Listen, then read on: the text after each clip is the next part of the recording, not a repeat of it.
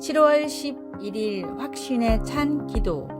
오랫동안 아이를 갖기 위해 노력했던 리처드와 수잔 부부는 수잔이 임신했을 때 아주 기뻐했습니다. 그러나 산모의 건강 문제로 아기가 위험하게 되자 리처드는 매일 밤 아내와 아기를 위해 깨어 기도했습니다. 그러던 어느 날 밤 리처드는 하나님이 돌보아 주신다고 약속하셨으니 이렇게까지 열심히 기도할 필요가 없다고 생각했습니다. 그러나 일주일 후 수잔은 유산하고 말았습니다. 리처드는 몹시 실망했습니다. 기도를 열심히 하지 않아서 아기를 잃은 것은 아닐까라는 생각이 들었습니다. 처음 볼 때는 오늘 본문 속 비유도 그렇게 말하는 것 같이 생각됩니다. 이 비유에서 이웃은 오로지 친구의 성가신 끈질김 때문에 친구를 도와주러 잠자리에서 나옵니다. 이런 식으로 읽으면 이 비유는 마치 하나님은 우리가 계속 귀찮게 졸라야만 우리의 기도를 들어주시는 것으로 해석됩니다. 그리고 열심히 기도하지 않으면 하나님은 아마 우리를 도와주지 않으실 거라는 것입니다. 그러나 클라인 스노드 그라스와 같은 성경 주석가들은 이것이 틀린 해석이라고 지적합니다. 이 비유의 진정한 초점은 이웃도 이기적인 이유로 우리를 도와주는데 하물며 자비로우신 하나님은 얼마나 더 우리를 도와주시겠는가 하는 것입니다. 그러므로 우리는 하나님이 결함 있는 인간들보다 더 위대하시다는 것을 알고 확신을 가지고 강구할 수 있습니다. 하나님은 결코 이 비유에 나오는 이웃이 아닙니다. 아니, 그 반대이십니다. 왜 아기를 잃게 되었는지는 모르지만 당신이 기도를 열심히 하지 않아서가 아니며 하나님은 그런 분이 아니라는 것을 알아야 합니다. 말씀. 너희 중에 아버지 된 자로서 누가 아들이 생선을 달라 하는데 생선 대신에 뱀을 주며. 누가복음 11장 5절에서 13절. 찬송 361장 기도하는 이 시간. 기도. 오늘도 하나님께서 저희 기도를 들으시고 응답하시리라는 확신을 가지고 또 중요한 것은 제 말이 아니라 하나님의 선하심이라는 사실에 감사하며 저와 다른 사람들의 필요를 들고 하나님 앞으로 나아갑니다. 아멘.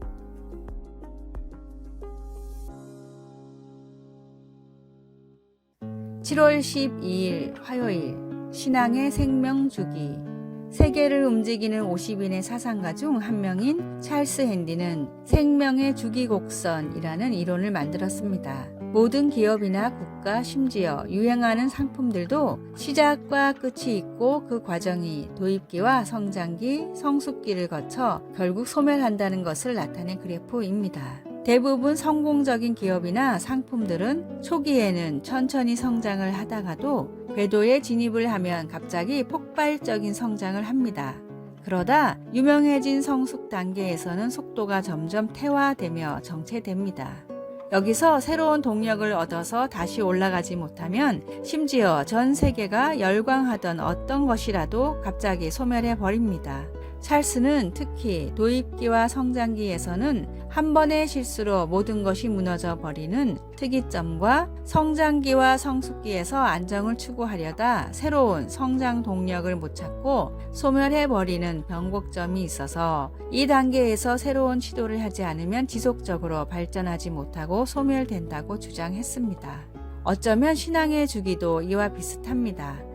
하나님을 처음 만나고 뜨거운 감격이 살아있는 초창기 때의 믿음이 익숙해지고 안정화되며 신앙 생활이 피로해지는 단계가 찾아오게 됩니다. 신앙이 퇴보하는 것을 모르고 위기도 느끼지 못하는 무늬만 그리스도인이 되지 않고 하나님을 향한 열정을 회복할 수 있는 새로운 도전을 멈추지 마십시오. 오늘의 말씀. 주의 구원에 대한 기쁨을 내게 다시 주셔서 내가 주께 순종하게 하소서. 시편 51장 12절. 오늘의 찬송 285장 주의 말씀 받은 그날. 오늘의 만나. 첫사랑의 열정과 뜨거움을 다시 회복하는 신앙생활이 되게 하소서. 주님을 끝없이 사모하는 열정으로 신앙의 권태기를 극복합시다.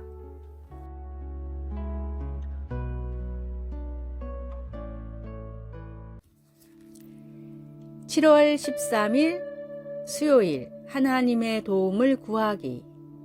1800년대 후반 메뚜기 떼가 미네소타주로 내려와 무려 5년간 농작물을 훼손시켰습니다. 농부들은 타르를 사용하여 메뚜기를 잡고 밭을 태워 메뚜기 알을 없애려고 노력했습니다. 굶주림 직전까지 간 많은 사람들은 절실한 마음으로 주 저녁에 걸쳐 기도의 날을 정해서 함께 하나님의 도움을 구하기를 원했습니다. 이에 동의한 주지사는 4월 26일을 기도의 날로 잡았습니다. 함께 기도하기를 마친 후 며칠 동안 날씨가 따뜻하여 메뚜기 알들이 부화되기 시작했습니다. 하지만 나흘 후 놀랍게도 갑자기 온도가 영하로 떨어져 애벌레들이 모두 죽어버려서 많은 사람들이 크게 기뻐했습니다. 이제 미네소타주 농부들은 다시 옥수수와 밀 그리고 귀리를 추수할 수 있게 되었습니다. 여호사밧 왕의 통치 기간 동안 하나님의 백성들을 구원한 것 또한 기도였습니다. 강력한 군대가 그를 대적하러 온다는 소식을 접한 여호사밧은 하나님의 백성들을 불러서 기도하고 금식하게 했습니다. 백성들은 이전에 하나님께서 어떻게 그들을 구하셨는지 기도로 하나님께 상기시켰습니다. 그리고 여호사밧은 견책이나 전염병이나 기근 같은 재난이 그들에게 닥쳐온다면 하나님께서 들으시고 구해 주실 테니까 하나님께 부르짖겠다고 말했습니다. 적군의 침략으로부터 그의 백성들을 구해주신 하나님은 우리가 고통 중에 부르짖을 때 들으십니다. 그것이 인간관계의 문제이건 자연재해의 위협이건 모든 염려를 기도로 하나님께 올려드리십시오. 그분께는 어려운 일이란 없습니다. 말씀. 만일 재앙이나 난리나 견책이나 전염병이나 기근이 우리에게 임하면 주의 이름이 이 성전에 있으니 우리가 이 성전 앞과 주 앞에 서서 이 환난 가운데에서 주께 부르짖은즉 들으시고 구원하시리라 하였나이다. 역대하 20장 9절. 찬송 365장 마음속에 근심 있는 사람. 기도. 하나님은 세상과 그 속의 모든 만물을 만드셨습니다. 만물의 질서를 회복시키시고 사랑하시는 당신의 백성들을 회복시켜 주소서. 아멘.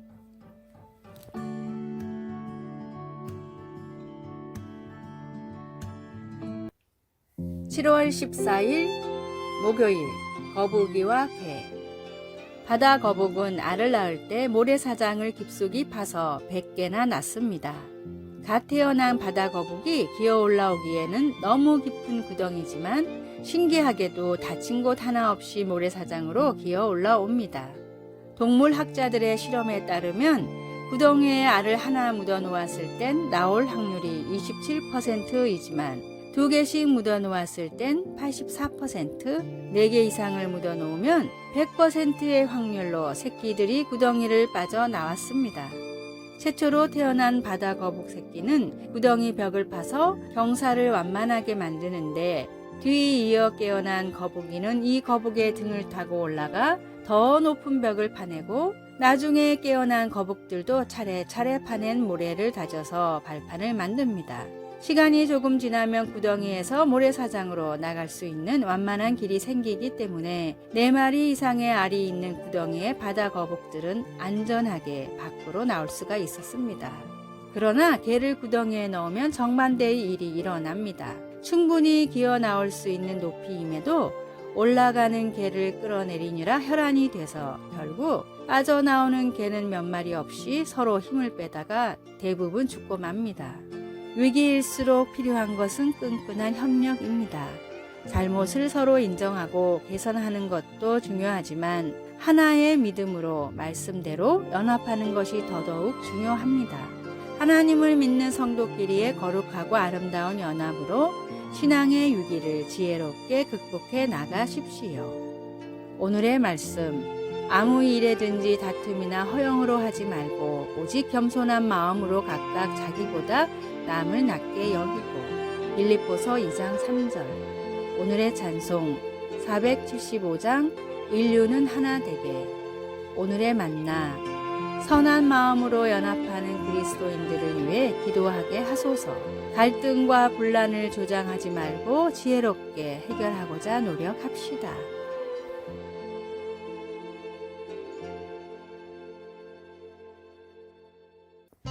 7월 15일 금요일 빛과 소금이 되는 이야기. 허리를 힘있게 묶고 일하는 분. 독일 사람들 중에는 성경적으로 살아가는 사람이 많습니다. 제가 다니던 회사의 부사장이던 에버트도 그런 사람이었습니다. 저는 그 회사에서 10년간 일했는데 그의 성경적인 고결함을 말해주는 사건이 있었습니다. 그는 56세 때에 은퇴했습니다. 사실 제가 29세에 회사 중역이 될 수 있었던 것은 그가 은퇴를 빨리 했기 때문입니다. 그가 일찍 은퇴한 이유는 큰 회사 설립에 성공했고 재정적으로 여유가 있었기 때문입니다. 그는 더 이상 세상적인 성공을 꿈꾸지 않고 평범한 가장으로 돌아가 자기가 세운 회사에 컨설팅이나 해주면서 살고자 했습니다. 그런데 그가 고용하고 승진시킨 그 중역들이 그를 고용해주지 않았습니다. 그는 큰 상처를 입고 저를 찾아왔습니다. 저는 그에게 함께 사업을 하고 수익은 똑같이 나누자고 제안했지만 그는 자기가 일한 만큼만 보수를 주면 된다고 했습니다. 그리고 처음에는 일주일에 하루 정도만 일하고 회사가 바빠지면 근무 시간 중 반 정도만 일하겠다고 했습니다. 하지만 곧 회사가 바빠지자 그는 근무 시간의 4분의 3가량 일하고 일한 만큼만 월급을 받았습니다. 그는 항상 저보다 먼저 일어나 회사 문을 열고 커피도 자기가 직접 내렸습니다. 그는 하나님의 말씀 그대로 자기 허리를 힘있게 묶고 일하는 분이었습니다. 힘있게 허리를 묶는다는 말은 자기가 맡은 일을 열심히 한다는 뜻입니다. 그런 그가 있어서 저는 더 열심히 일할 수 있었습니다. 지극히 작은 것에 충성된 자는 큰 것에도 충성되고 지극히 작은 것에 불의한 자는 큰 것에도 불의하니라. 누가복음 16장 10절. 아래의 빨간색 글자 구독을 누르시어 더 많은 전도의 열매를 맺으시기를 기도합니다.